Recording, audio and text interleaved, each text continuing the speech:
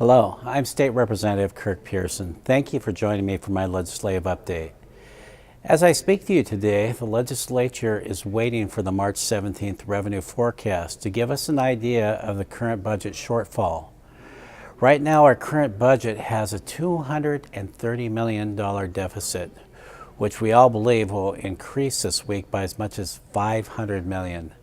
Not only will this greatly impact this budget, but the next one as well. I will have more information on my next update to you. In other news, I'm also waiting to hear a report from the governor's independent review panel that looked into the tragic loss of an outstanding corrections officer at the Monroe Correctional Complex. I know our state is still grieving the loss, but I believe as light is shed on the incident, we will be able to make the changes needed to protect our correctional staff. The report will be out this week, and I'll be meeting with the Secretary of Corrections and the governor on the findings. Once I have more details on the incident, I will work with my colleagues on the legislature to put forward legislation to address what we can through policy. Just one more point on public safety. Right now, budget writers are proposing to cut sentences for convicted criminals to release them early. The idea was put forward to save money. I do not believe we should balance the budget by making our communities less safe. Releasing those who have not finished their time for their crimes is unfair and is not keeping with our values and priorities. I'll continue to keep you updated on this very important issue. One issue that's disappointed me is the majority party's lack of focus on job creation policies. I and my fellow House Republicans have put forward a detailed package of bills that are aimed at giving employers the confidence they need to keep people working and create jobs.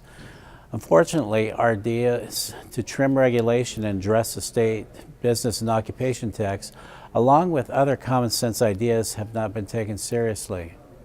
I believe the best way to turn our economy around is to get people back to work.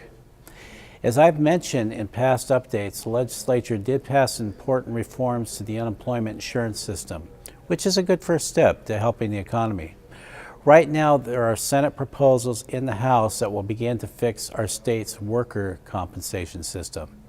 As many of you know, the state auditor has said the accident fund is approaching insolvency.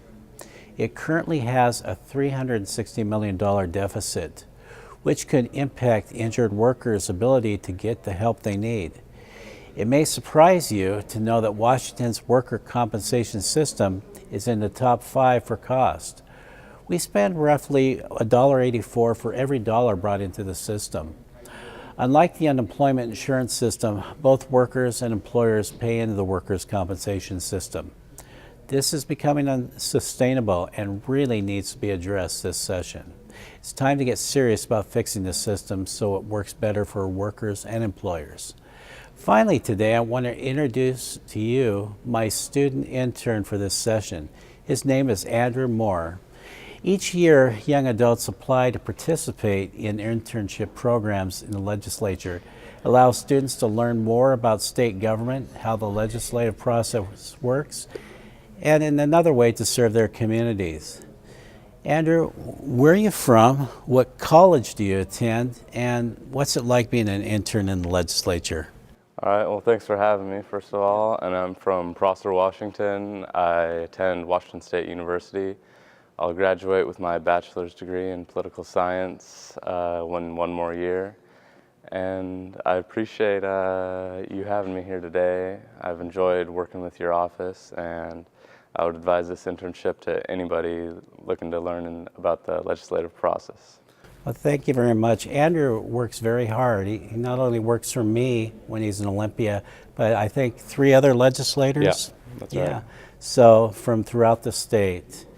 And for a lot of you students that are in college and would like to participate in this program, please contact my office. Thank you for watching today. As always, I welcome guests from the district. If you plan to be in Olympia, please be sure to call my office to make an appointment.